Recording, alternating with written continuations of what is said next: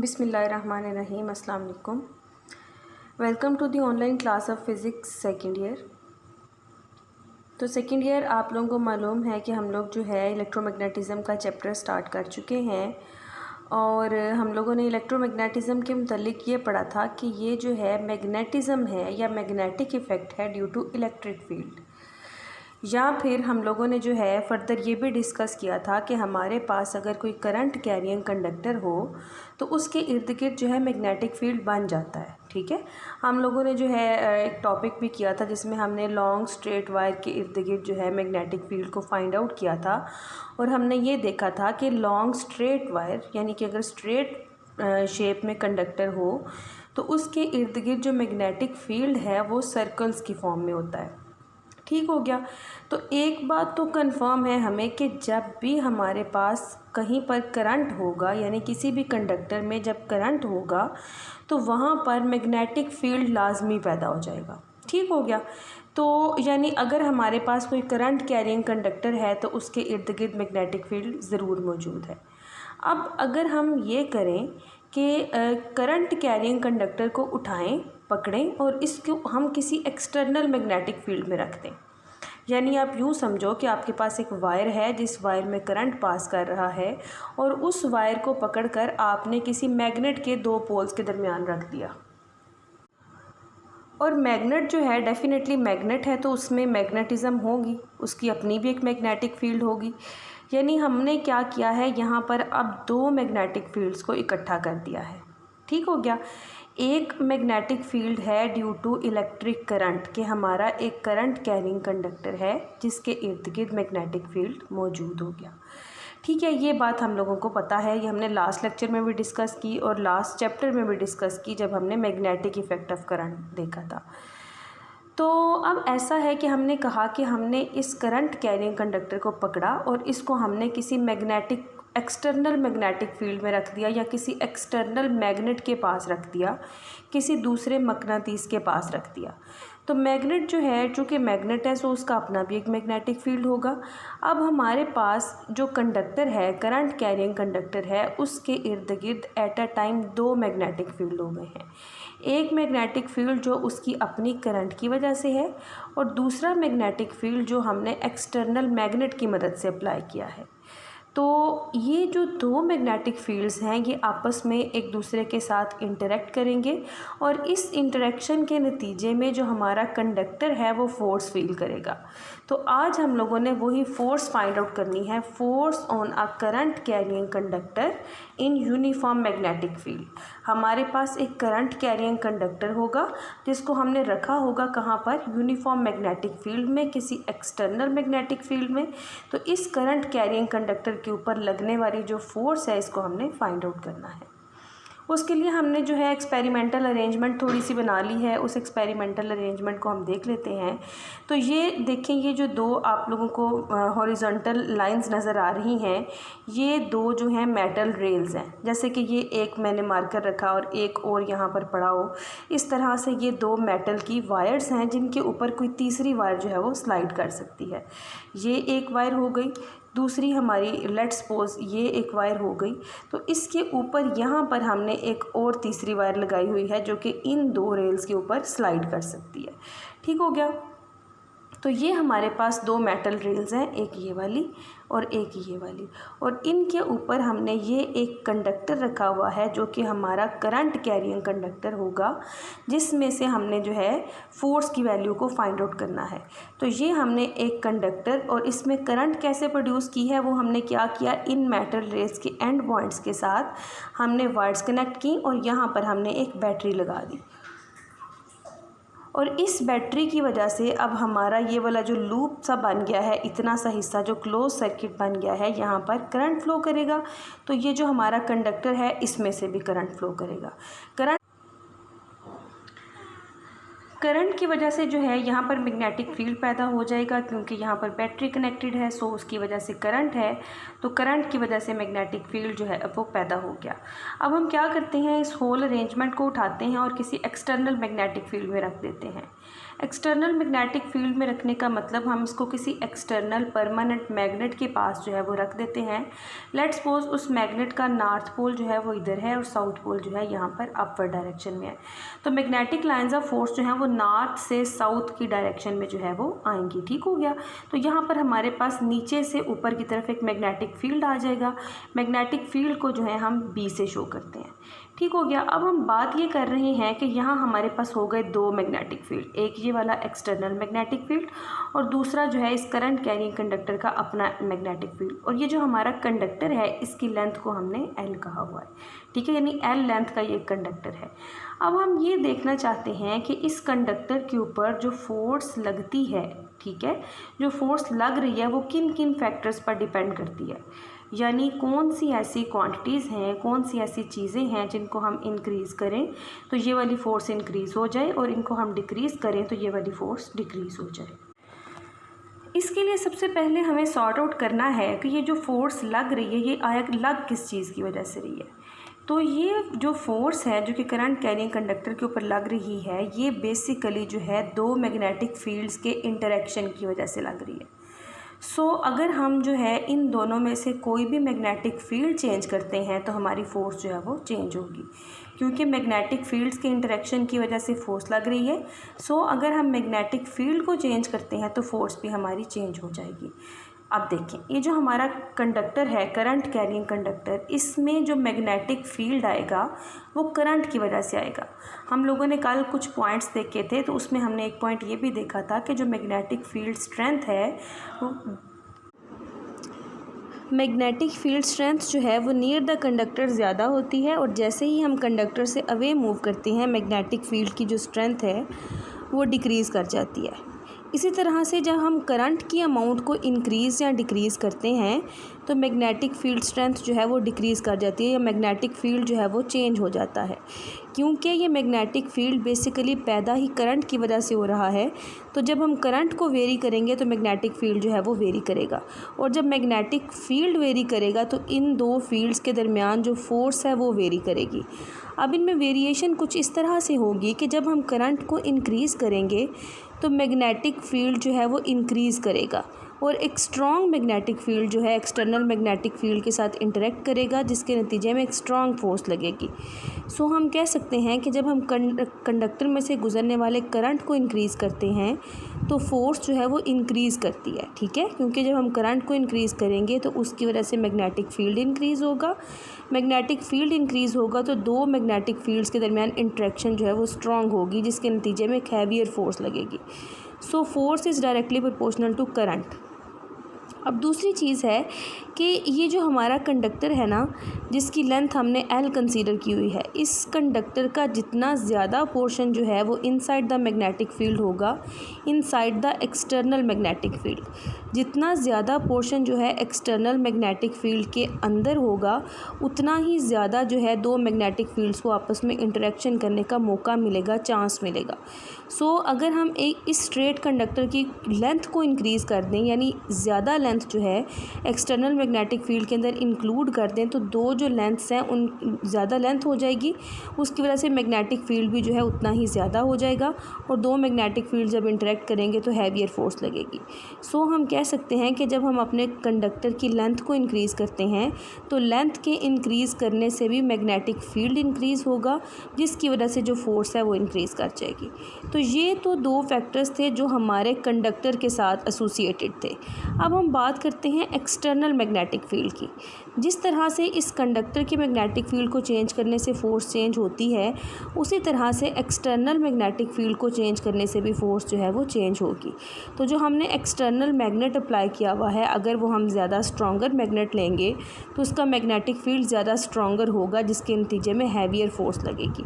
ठीक है, सो हम कह सकते हैं कि एक्सटर्नल मैग्नेटिक फील्ड को भी इंक्रीज़ करने से फोर्स इंक्रीज़ होती है और इसको डिक्रीज़ करने से फोर्स जो है वो डिक्रीज़ होती है। तो हमारे पास जो थर्ड रिलेशन आ गया that is F is directly proportional to B.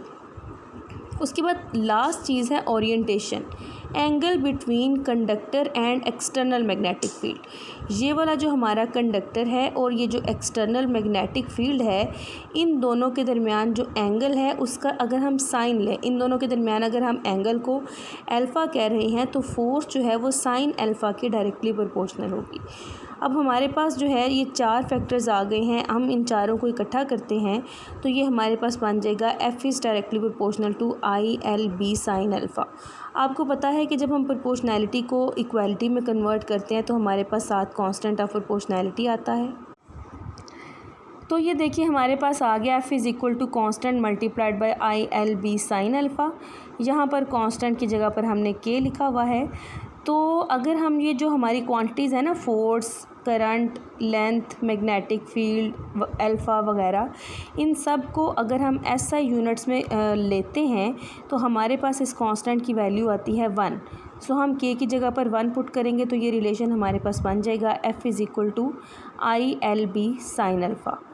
तो यहाँ से हम जो है मैग्नेटिक इंडक्शन को डिफ़ाइन करेंगे। ये जो B है ना, इस B को हम मैग्नेटिक फील्ड स्ट्रेंथ या फिर मैग्नेटिक इंडक्शन भी बोलते हैं।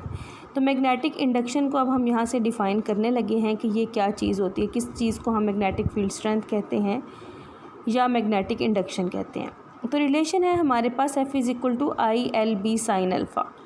अगर हम कंसीडर करें कि हमने जो कंडक्टर लिया हुआ है उसकी लेंथ है 1 मीटर और इस कंडक्टर में से फ़्लो करने वाली करंट है 1 एम्पियर और हमारा जो कंडक्टर है वो एक्सटर्नल मैग्नेटिक फील्ड के साथ 90 का एंगल बना रहा है, तो ये जो रिलेशन है ये क्या बन जाएगा, हम I की जगह पर लगा देंगे 1, L की जगह पर भी हम लगा देंगे 1 और साइन अल्फ़ा की जगह पर हम लगा देंगे साइन 90। तो ये हमारे पास बन जाएगा F is equal to 1, L की जगह पर भी 1, B एज इट इज़ आ जाएगा क्योंकि इसकी वैल्यू हमें फाइंड आउट करनी है कि ये क्या होता है, और यहाँ आ जाएगा साइन 90। साइन 90 जो है ये भी 1 होता है, so 1 multiplied by 1 multiplied by 1 is equal to 1। तो हमारे पास F is equal to B आ जाएगा, यानी magnetic induction is equal to force आ जाएगा।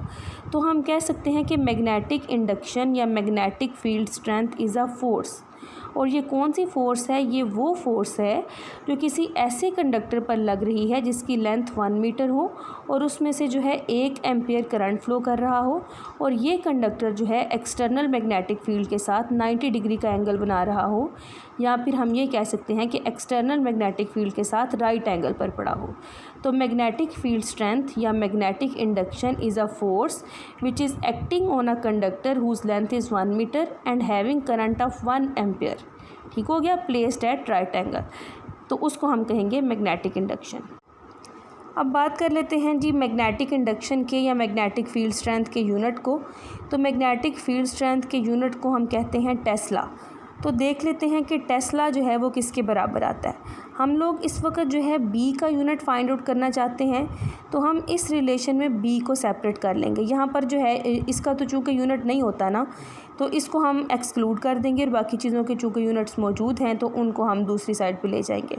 तो इसको हम कंसीडर कर लेते हैं कि sine alpha is equal to 1 और I और L को हम जो है सेकेंड वाली साइड पे ले जाएंगे, तो ये हमारे पास बन जाएगा F divided by IL। B हमारा बराबर आ जाएगा F divided by IL। B का यूनिट हमने कहा टेस्ला होता है, तो फोर्स का यूनिट है न्यूटन, करंट का यूनिट है एम्पियर और लेंथ का यूनिट है metre. So tesla is equal to newton per ampere per metre. तो यहाँ से जो है हम डिफ़ाइन भी कर सकते हैं कि कब हम मैग्नेटिक इंडक्शन को कहेंगे कि ये 1 टेस्ला के बराबर होती है।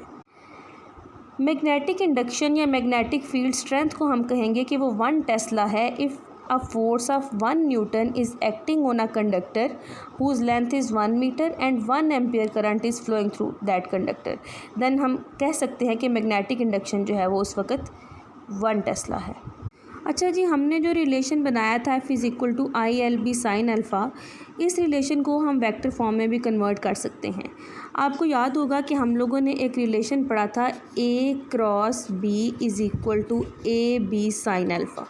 ठीक है, इस रिलेशन को हम जानते हैं, यानी A क्रॉस B लिखा हो तो उसकी जगह पर हम लिख सकते हैं AB साइन अल्फ़ा, और अगर कहीं पर AB साइन अल्फ़ा लिखा हो तो उसकी जगह पर हम A क्रॉस B भी लिख सकते हैं। बिल्कुल इसी तरह से यहाँ पर देखें ये LB साइन अल्फ़ा लिखा हुआ है, तो इसकी जगह पर हम लिख देंगे L क्रॉस B। अब यहाँ पर हालांकि करंट भी मौजूद था, हम इसको भी जो है क्रॉस प्रोडक्ट में लिख सकते थे अगर ये वेक्टर क्वांटिटी होती। तो चूंकि करंट वेक्टर क्वांटिटी नहीं है इसलिए हमने इसको क्रॉस प्रोडक्ट में नहीं लिखा। क्रॉस प्रोडक्ट जो है वो सिर्फ वेक्टर क्वांटिटीज़ की होती है। सो हमारे पास जो है वेक्टर फॉर्म में F बराबर आ जाएगा IL क्रॉस B। और आपको ये भी पता है कि फोर्स जो है वो वेक्टर क्वांटिटी होती है। तो जो वेक्टर क्वांटिटीज़ होती हैं उनकी मैग्नीट्यूड के साथ साथ डायरेक्शन भी होती है। तो हम जो है फोर्स की मैग्नीट्यूड फाइंड आउट कर सकते हैं बाय यूजिंग दिस फार्मूला, ये जो हमने फाइंड आउट किया था।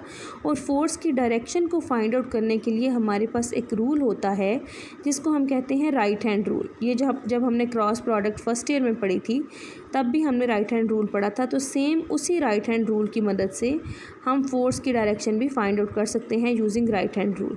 और राइट हैंड रूल को इस्तेमाल हमने किस तरह से करना है कि जिन भी दो वेक्टर्स की क्रॉस प्रोडक्ट हमें फाइंड आउट करनी है, लाइक L और B या फिर A और B, जिन भी दो वेक्टर्स की क्रॉस प्रोडक्ट फाइंड आउट करनी होती है उन दो वेक्टर्स की हम टेल्स को ज्वाइन कर देते हैं। जैसे यहाँ पर देखिए मैंने क्या किया है, L और ये वेक्टर जो है ये B वेक्टर है, इन दोनों की टेल्स को ज्वाइन कर दिया, इनके दरमियान है एंगल अल्फ़ा।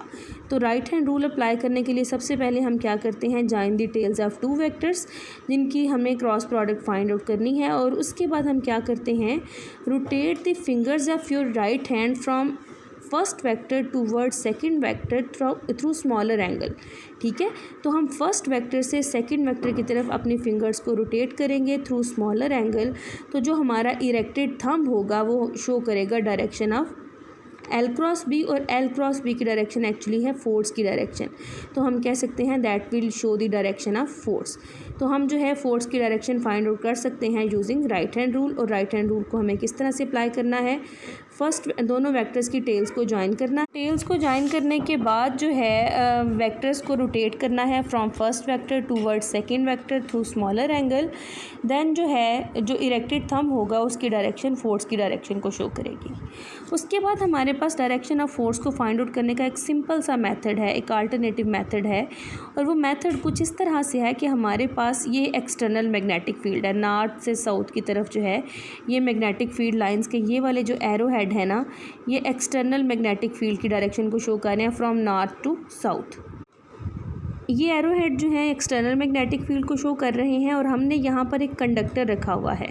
कंडक्टर जो है ये जो आपको डॉट सा नज़र आ रहा है ना, ये कंडक्टर की टिप है। यूँ समझो कि जैसे ये मार्कर आपको नज़र आ रहा है तो आपकी तरफ अगर ये मार्कर आ रहा हो तो आपको इसकी टिप नज़र आएगी, और अगर ये आपसे अवे जा रहा हो तो आपको इसकी ये बैक साइड नज़र आएगी।